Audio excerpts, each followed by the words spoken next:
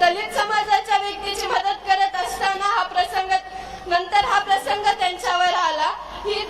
ही जी आज वेळ माझ्यावर किंवा माझ्या कुटुंबावर आहे, ही वेळ कोणत्याही दुसऱ्या कुटुंबावर येऊ नये याची म्हणजे आपण सर्व याची दक्षता घेऊ।